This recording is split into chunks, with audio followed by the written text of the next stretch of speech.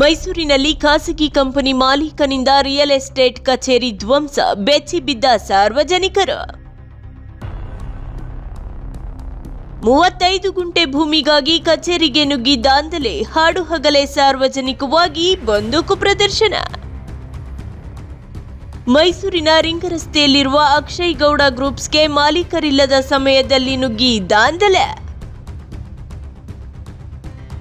Alanahalli survey number 80/1A ಜಮೀನಿಗಾಗಿ ಜೀವ ಬೆದರಿಕೆಯೊಡ್ಡಿದ Vinayak Shankar gang. ನಾನು IAS ಅಧಿಕಾರಿ ರೇವಣ್ಣ ಸಿದ್ದಯ್ಯನವರ ಬಾಮೈದ, ಏನೇ ಮಾಡಿದ್ರೂ ಕೇಳೋರಿಲ್ಲವೆಂದ ವಿನಾಯಕ್ ಶಂಕರ್. ನ್ಯಾಯಾಲಯದ ಆದೇಶ ಧಿಕ್ಕರಿಸಿ ವಿನಾಯಕ್ ಹುಡುಗರು ನಮ್ಮ ಕಚೇರಿಗೆ ನುಗ್ಗಿ ಗಲಾಟೆ ಮಾಡಿದ್ದಾರೆಂದ ಅಕ್ಷಯ್.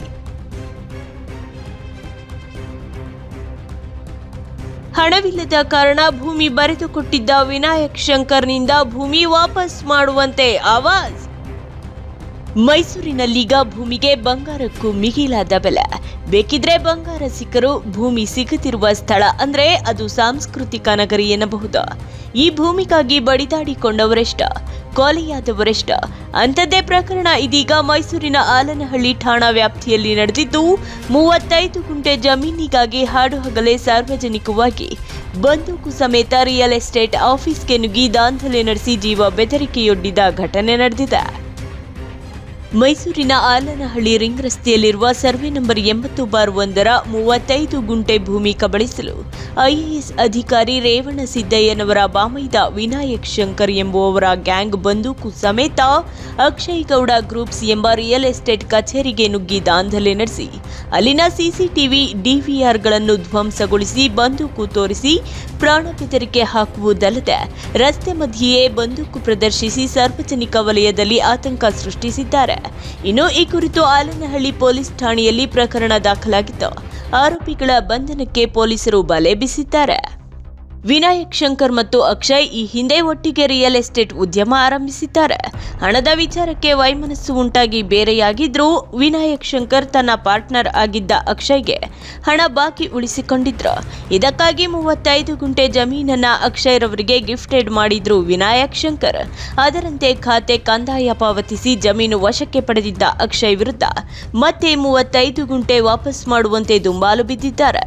ಇದರಿಂದ ಕೋರ್ಟ್ ಮೊರೆ ಹೋದ ಅಕ್ಷಯ್ ಆಸ್ತಿಯ ಅತಿಕ್ರಮ ಪ್ರವೇಶ ಮಾಡದಂತೆ ನ್ಯಾಯಾಲಯದಿಂದ ಆದೇಶ ತಂದಿದ್ದಾರೆ. ಆದರೆ ನ್ಯಾಯಾಲಯದ ಆದೇಶಕ್ಕೂ ಬೆಲೆ ಕೊಡದೆ ಏಕಾಏಕಿ ನುಗ್ಗಿದ ಗನ್ಮ್ಯಾನ್ಗಳು ಬಂದೂಕು ತೋರಿಸಿ ಕೆಲ ಸಿಬ್ಬಂದಿಗೆ ಬೆದರಿಕೆ ಹಾಕಿದ್ದಾರೆಂದು ಅಕ್ಷಯ್ ಆರೋಪಿಸಿದ್ದಾರೆ. ಜನವರಿ 7, 2024ರಲ್ಲಿ ನಾವು ನ್ಯಾಯಾಂಗದಿಂದ ಇವ್ರ ಪರ ಇಂಜೆಕ್ಷನ್ ಆದೇಶ ತಂದಿದ್ದೆವು. ಏನಂದರೆ ವಿನಾಯಕ್ ಶಂಕರ್, ವೀರೇನ್ ಶಂಕರ್, ಅವ್ರ ಅಸೋಸಿಯೇಟ್ಸ್, ಅವ್ರ ಏಜೆಂಟ್ಸು ಯಾರು ಇಲ್ಲಿ ಪ್ರಿಮಿಸಸ್ಸಲ್ಲಿ ಆ್ಯಕ್ಟ್ ಮಾಡಬಾರ್ದು, ನಮ್ಗೆ ಯಾರು ಡಿಸ್ಟರ್ಬ್ ಮಾಡಬಾರ್ದು ಅಂತ ನ್ಯಾಯಾಂಗದಿಂದ ನಾವು ಆದೇಶ ತಗೊಂಬಂದಿದ್ದೆವು ಸರ್. ಅದನ್ನೇ ಬೋರ್ಡ್ನ ನಾವು ನಡೆಸಿದ್ದು. ಅದನ್ನು ಎಲ್ಲ ಕಿತ್ತಾಕಿ ಹೊಡೆದಾಕಿ ಒಳಗಡೆ ಬಂದವ್ರೆ. ಅವ್ರು ಬರೋಂಗಿಲ್ಲ ಅಂತ ನಾವು ಆದೇಶ ಮಾಡಿಸಿದ್ದೀವಿ. ಆದ್ರೂ ಅಕ್ರಮವಾಗಿ ಅವರು ಟ್ರೆಸ್ಪಾಸ್ ಮಾಡೋರೆ ಅಂತಂದರೆ ಅವ್ರು ನೋಡಿ ಸರ್ ಏನೇನು ಮಾಡ್ತಾರೆ ಅಂತ ಅಂದ್ಬಿಟ್ಟು ನೀವೇ ನೋಡಿ ಸರ್. ಇವಾಗ IAS ಅಧಿಕಾರಿ ಇದಾರಲ್ಲ, ಅವರು ನೀವು ಇವ್ರ ಜೊತೆ ಬಿಸ್ನೆಸ್ ಮಾಡಬೇಕಾದ್ರೆ ಬಂದಿರೋ ವಿಸಿಟ್ ಮಾಡೋರೆ ಸರ್. ಇಲ್ಲಿಗೆ ಬಂದಿದ್ರು ರೇವಣ್ಣ ಸಿದ್ದಯ್ಯ ಅಂದ್ಬಿಟ್ಟು. ಅವ್ರ ಭಾವನೆ ಅವರೇ ಇಂಟ್ರೊಡ್ಯೂಸೇ ಮಾಡಿಸೋರಲ್ಲ, ನಮಗೆ ಹೇಳಿದ್ರು ನಮ್ಮ ಭಾವನೆ ಅಂತ ಅಂದ್ಬಿಟ್ಟು. ಅವರಿಂದನೇ ಎಲ್ಲ ಇಷ್ಟೊಂದು ಇದಾಯ್ತಿರೋದು ಸರ್. ಇನ್ನು ಇಲ್ದಾರೆ ಇವ್ನಿಗೆ ಹೆಂಗೆ ಸಪೋರ್ಟ್ ಬರುತ್ತೆ ಸರ್ ಇವೆಲ್ಲ ಮಾಡೋಕ್ಕೆ? ಇವಾಗ ಗನ್ಮ್ಯಾನ್ ಸಾಕ್ಸ ಅಂತದೇನು 10 ಜನ ಅಲ್ಲೇನು ನಡೀತಿದೆ ಸರ್? ಅಂಥದ್ದೇನು ನಡೀತೈತೆ? ಡೇಟಾ ಎಂಟ್ರಿ ಕಂಪ್ನಿ ಅಂತಾರೆ. ಡೇಟಾ ಎಂಟ್ರಿ ಕಂಪ್ನಿಯಲ್ಲಿ 10 ಜನ ಗನ್ಮ್ಯಾನ್ಸ್ ಏನಕ್ಕೆ ಸರ್? ಅವಶ್ಯಕತೆ ಇಲ್ವಲ್ಲ. ಗನ್ಮ್ಯಾನ್ಸ್ ಏನಕ್ಕೆ? ಎಂತೆಲ್ಲ ದೊಡ್ಡ ದೊಡ್ಡ ಕಂಪ್ನಿಲೇ ಇನ್ಫೋಸಲ್ಲಿ, ಮೈಸೂರು ಇನ್ಫೋಸಲ್ಲೇ ಇಲ್ಲ ಅನಿಸುತ್ತೆ ಸರ್ ನನ್ನ ಪ್ರಕಾರ. ಅಷ್ಟು ಸಾವಿರಾರು ಜನ ಕೆಲಸ ಮಾಡ್ತವ್ರೆ. ಇವ್ರು ಹಿಂಗೆ ಎದುರಿಸ್ಕೊಂಡು ನಮ್ಗೆ ಎದುರಿಸ್ಬೇಕು ಅಂತಲೇ, ನಮ್ಗೆ ಏನಾರ ಮಾಡಿಸ್ಬೇಕು ಅಂತಲೇ ಇವ್ರು ಗನ್ಮ್ಯಾನ್ಸ್ನ ಮಡಗಿರೋದು. ಇನ್ನು ನಾನು IAS ಅಧಿಕಾರಿಯಾಗಿದ್ದ ರೇವಣ್ಣ ಸಿದ್ದಯ್ಯನವರ ಬಾಮೈದ, ಯಾವ ಪೊಲೀಸರು ಏನೂ ಮಾಡೋದಿಕ್ಕಾಗಲ್ಲ, ಎಲ್ಲ ಕಡೆಯೂ ನನ್ನ ಮಾತೆ ನಡೆಯುತ್ತೆ ಎಂದು ಬೆದರಿಕೆ ಹಾಕಿದ್ದಂತೆ ವಿನಾಯಕ್ ಶಂಕರ್. ಈತ ರೇವಣ್ಣ ಸಿದ್ದಯ್ಯನವರ ಬಾಮೈದನೋ ಇಲ್ವೋ ಎಂಬುದು ಇನ್ನೂ ಖಾತ್ರಿಯಾಗಿಲ್ಲ.